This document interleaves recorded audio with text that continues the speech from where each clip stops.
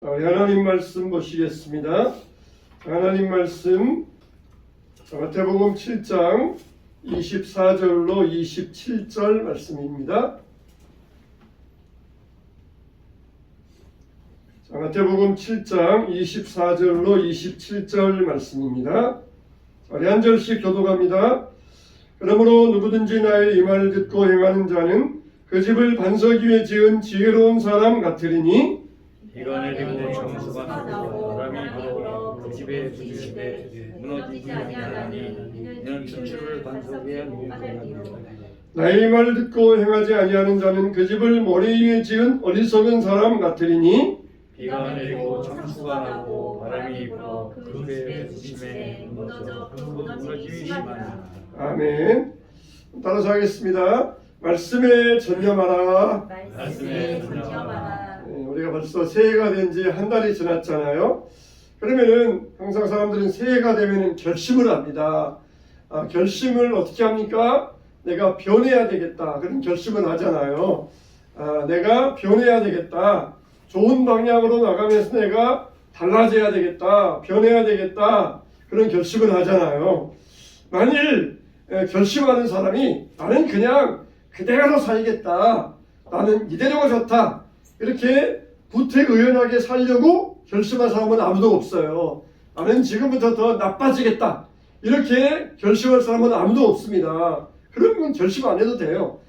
구태의연하게 그냥 그대로 살고 더 나빠지게 살고 그러려면 결심 안 하고 그냥 가만히만 있으면은 더 나빠지고 구태의연하게 살 수가 있습니다. 근데 왜 결심합니까? 결심하는 이유는 변화되기 위해서, 더 나아지기 위해서 이렇게 우리가 결심을 하지 않겠습니까?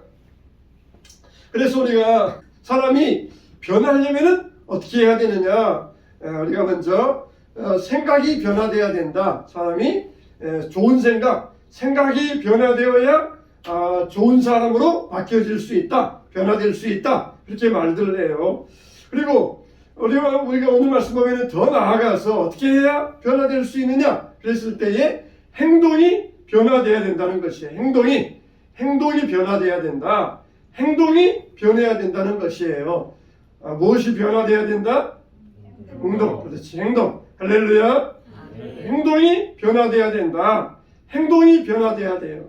가령 내성적인 사람이 있어요. 그럼 나도 어디 가면 그냥 눈치만 보고 낯가림하고 가만 앉아 있는 나도 좀 외향적인 사람이 돼야 되겠다. 그렇게 생각한다 그러면은 행동이 변해야 돼요. 가서 사람들에게 가서 막 손 내밀고 악수도 하고 청하고 이렇게 외형적으로 행동해야 그래야 내성적인 성격이 외향적인 성격으로 바뀔 수가 있다는 것이에요. 그냥 생각만 하면서 나도 저렇게 돼야지 생각만 하면 안 되고 생각했으면 이제는 행동이 변화돼야 돼요. 직접 이제 그것을 행동으로 옮길 수 있어야 돼요.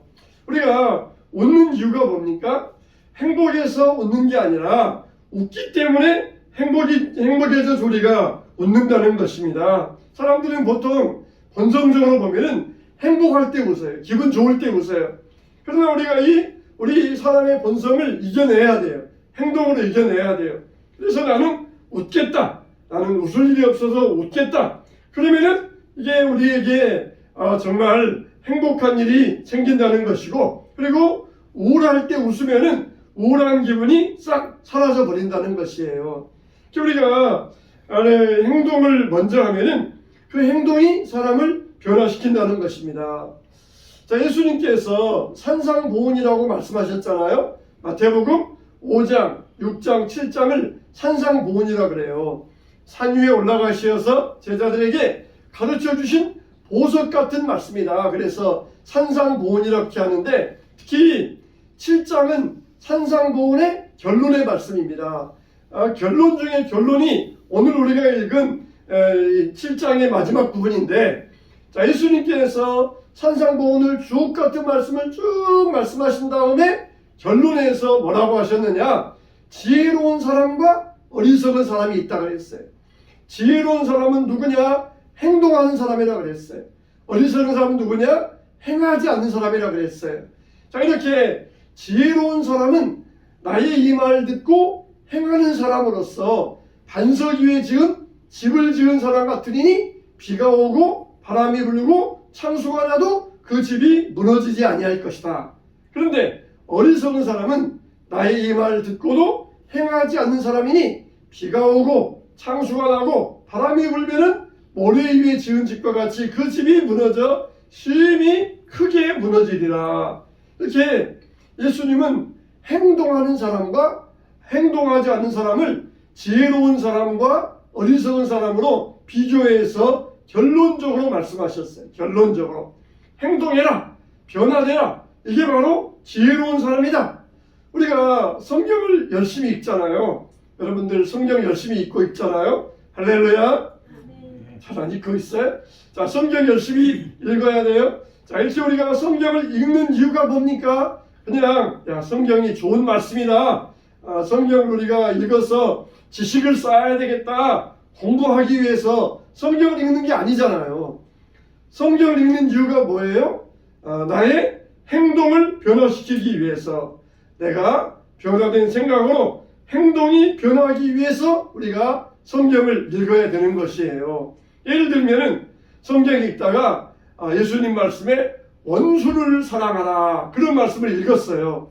그러면은 정말 인도의 깐디도 원수를 사랑했다는데 참 이 원수를 사랑한다는 것은 참 좋은 거구나, 그렇게 머리로만 알고 끝나는 게 아니라 내가 그동안 마음에 좀 서먹서먹한 사람이 누가 있었는데 즉시 전화하는 것이, 성경 읽다가 즉시 전화해요.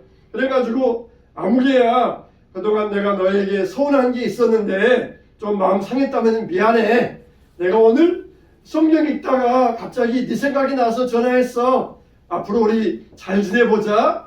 그렇게 하는 게 바로 이 지혜로운 행동이라는 거예요. 정말 원수를 사랑하라. 정말 어떤 종교보다도 기독교는 정말 위대한 종교구나. 어떤 종교에서도 가르치지 않는 것을 예수님은 가르쳤구나. 참 대단한 종교다. 이렇게 알고만 끝나면 안 된다는 것이에요. 그거를 내가 실천해야 그게 지혜로운 행동, 지혜로운 사람이 된다는 것입니다.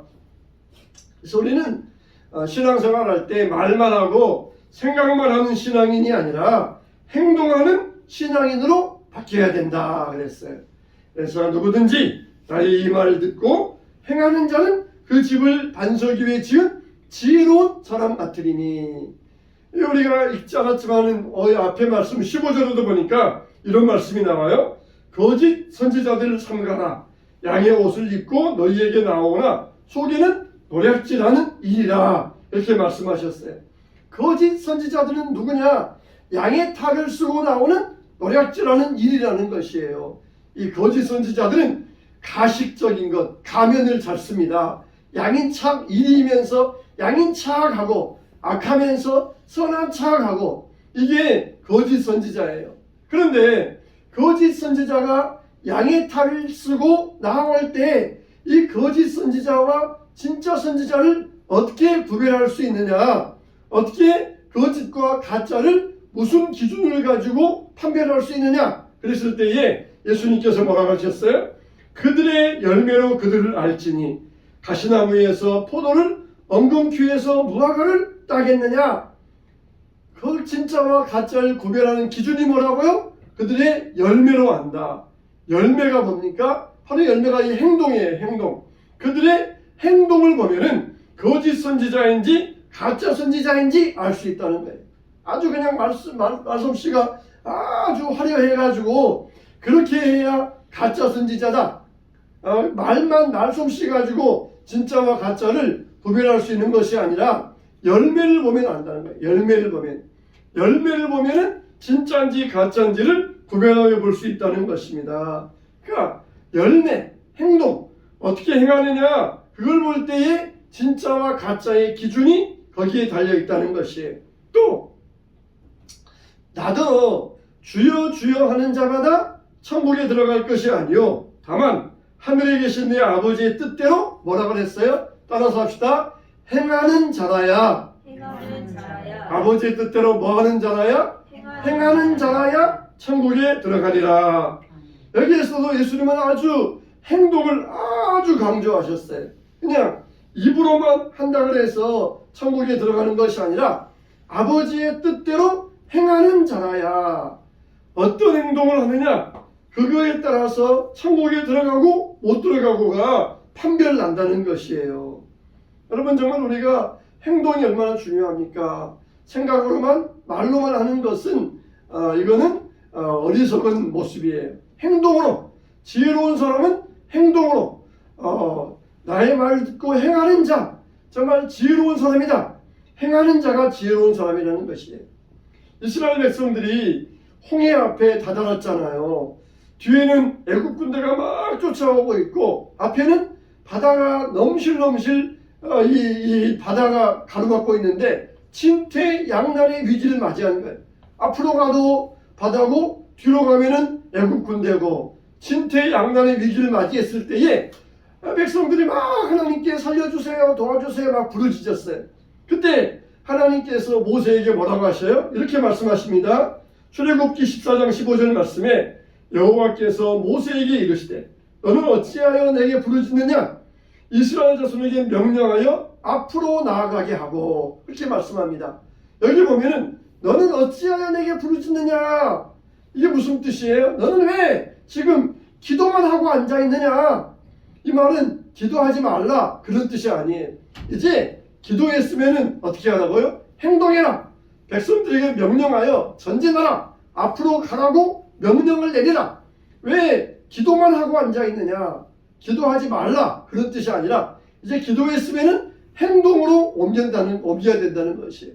모세와 백성들이 막 부르짖으면서 하나님 도와주세요 살려주세요 막 그럴 때 하나님께서 그들에게 왜 기도만 하고 앉아있느냐 이제는 기도했으면은 앞으로 가라 앞으로 나아가라 그러면서 그렇게 하나님께서 친히 명령하셨던 것이에요.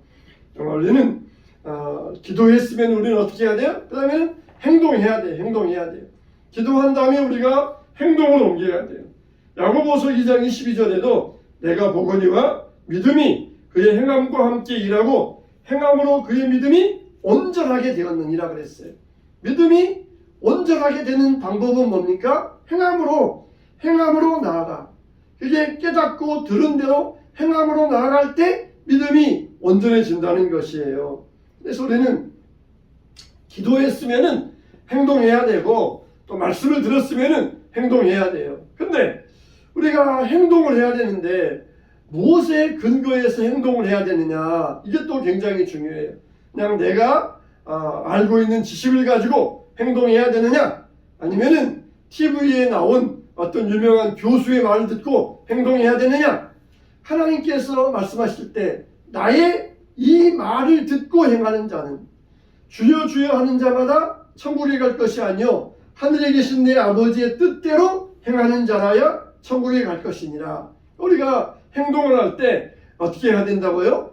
하나님의 말씀에 근거해서 행동해야 된다는 것입니다. 그냥 야 내가 이렇게 하면은 참 내가 좋아질 것 같다 그러면서 자기 생각에 근거해서 행동하는 것이 아니라 유명한 사람 누가 TV에 나와서 말했으니까 그 유명한 사람의 말에 근거해서 행동하는 것이 아니라 아버지의 뜻 하나님의 말씀대로 행동하는 것 그게 우리 행동의 근거가 되어야 된다는 것이에요. 아버지의 뜻대로 행하는 자라야 천국에 들어갈 것이다 그랬어요. 사도 바울이 변화되기 전에는 이름이 사울이었잖아요. 근데 이 청년 사울이 예수 믿는 사람들을 굉장히 미워했어요.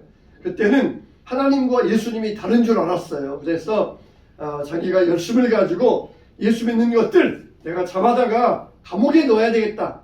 그래가지고는 다메섹으로 군인들을 데리고 다메섹으로 가서 예수 믿는 자들을 잡아 체포하기 위해서 내려가고 있었어요. 근데 한낮이었는데 햇빛보다 더 밝은 빛이 갑자기 자기 앞에 막 비춰대는 것이에요. 그러니까 너무 햇빛보다 더 밝은 빛이 자기 앞에 비추니까 눈이 멀어버린 거예요. 눈이 안 보이는 것이에요. 거기에서 그 강한 빛 속에서 음성이 들려오는데 사울아 사울아 내가 어찌하여 날 핍박하느냐 그런 음성이 들려왔어요. 그때 사울이 두 가지 질문을 합니다. 주여 유신이니까 그러니까 나는 내가 핍박하는 예수라. 그 다음에 두 번째 질문이 뭐예요? 주여, 내가 이제 무엇을 하리이까? 이렇게 두 가지 질문을 합니다. 우리 신앙도 마찬가지. 우리 신앙도 이 두 가지 질문이에요. 주여, 누구이십니까? 우리가 주님을 알아야 되고 주님과 나와의 관계가 잘 정립되어져 있어야 돼요. 나는 주님의 자녀, 예수님은 나의 주님, 나는 예수님의 종. 이렇게 관계가 잘 정립돼야 돼요. 근데 예수님이 나의 종, 내가 주인 그런다든지 예수님과 나는 동등한 관계 그런다든지 이게 잘못된 관계. 예수님은 나의 주인이시다. 나는 예수님을 나의 주님으로 모신다. 이게 우리 신앙생활 이게 관계, 예수님과의 나의 관계가 잘 세워져 있어야 돼요. 잘 세워져 있어야 돼요. 친구 같은 부모 그러지만은 부모가 친구가 될 수는 없어요. 친구 같은 부모 그렇게 될 수는 있고 친구 중에도 형님 같은 친구 될 수 있지만은 같은은 될 수 있지만 그러나 친구 중간에 형님은 될 수 없고 마찬가지예요. 친구 같은 예수님이지만은 그러나 예수님이 나의 친구가 될 수는 없어요. 예수님은 나의 주님이신 것이에요. 그래서 이렇게 예수님과 나와의 관계가 잘 정립돼야 돼요. 그 다음에는 뭐 해야 돼요? 주여, 내가 무엇을 하리이까? 이게 반드시 우리가 물어봐야 돼요. 예수님, 이제는 내가 뭘 해야 되겠습니까? 어떻게 행동해야 되겠습니까? 어떻게 해야 주님 뜻에 맞겠습니까? 전에는 자기가 생각할 때 내가 이렇게 하면 잘하는 것이다. 이렇게 하는 것이 의로운 행동이다. 이렇게 하는 것이 하나님 뜻에 맞을 것이다. 자기 생각대로 행동했어요.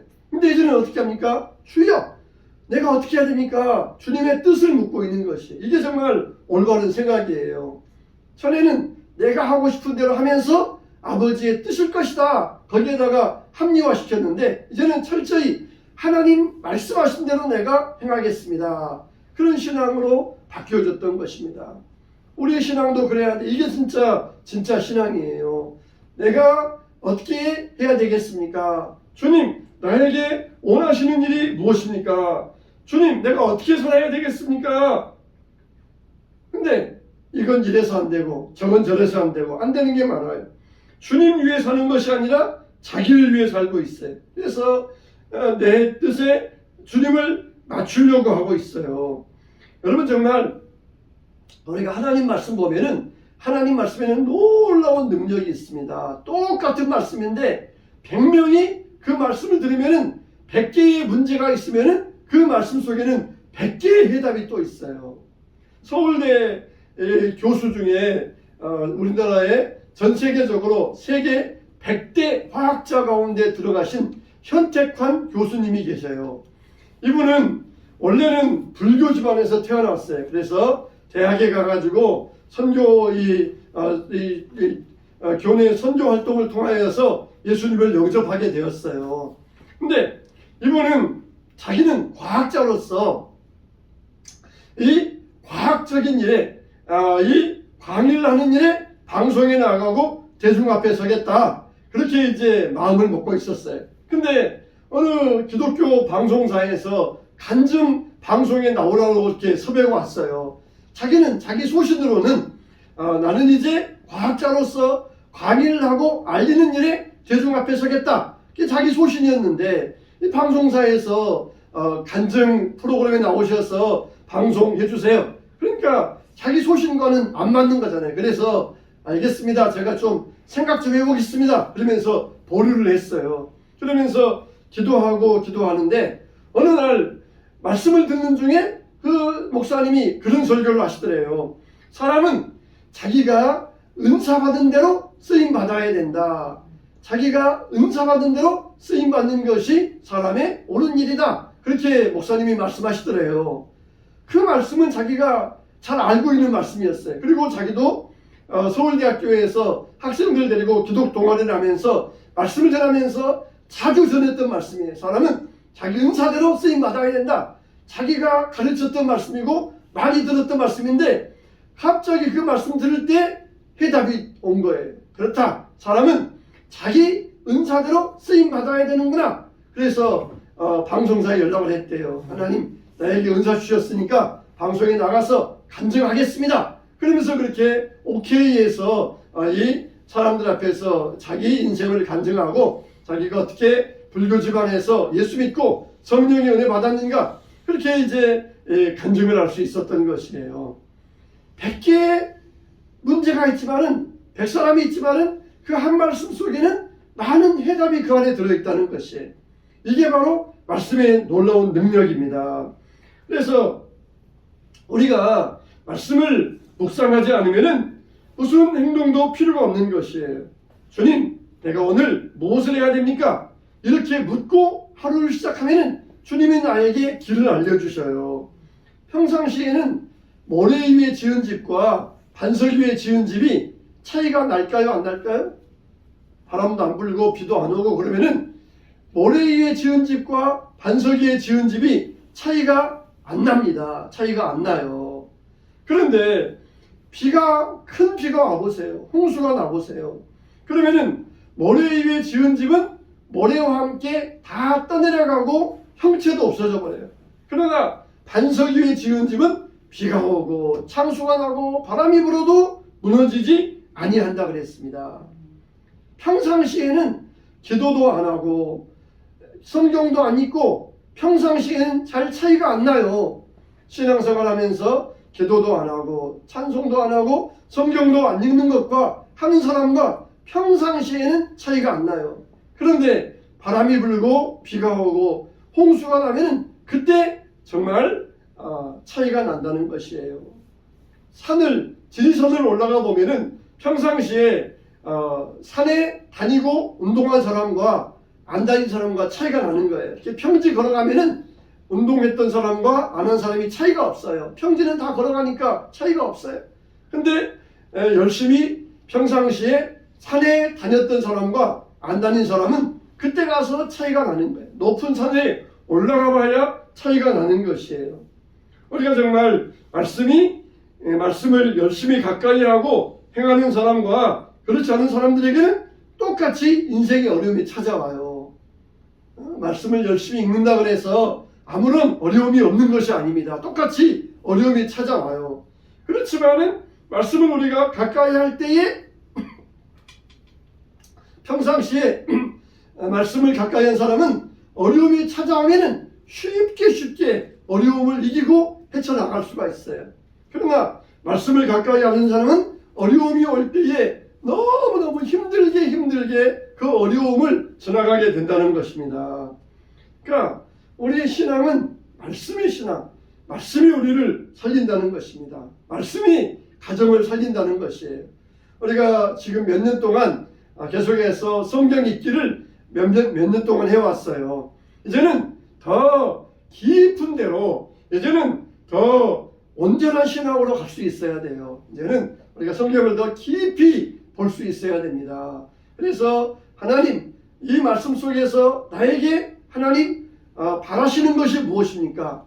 내가 무엇을 해야 되겠습니까? 이렇게 물어보고 하나님의 뜻을 찾고 행동하는 신앙으로 우리가 더 깊이 나아갈 수 있어야 돼요.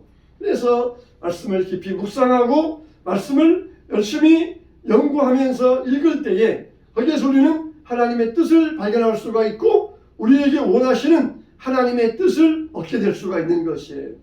우리가 무너지지 아니하는 신앙 되려면 어떻게 해야 된다? 말씀을 깊이 묵상해서 하나님의 뜻이 뭐냐 그걸 알아야 되고 그걸 알았으면 행하는 자, 나의 뜻대로 행하는 자, 아버지의 뜻대로 행하는 자가 지혜로운 사람이다. 이런 사람이 천국에 들어갈 사람이다. 우리가 이렇게 행할 수 있고 말씀을 깊이 묵상할 수 있어야 됩니다. 그래서 우리가 말씀에 전념하는 신앙, 말씀을 깊이 묵상하면서 그 말씀 속에서 주여 내가 무엇을 하리이까? 내가 어떻게 하리이까? 그러면은 하나님이 내게 마음에 감동 주는 그 은혜를 받고 행동할 때 그게 바로 지혜로운 인생, 반석 위에 세우는 믿음의 인생이 될 줄로 믿습니다. 여러분들은 이와 같이 말씀 안에서 성공하고 승리하는 신앙인 되시기를, 승리자 되시기를 주님의 이름으로 축원합니다.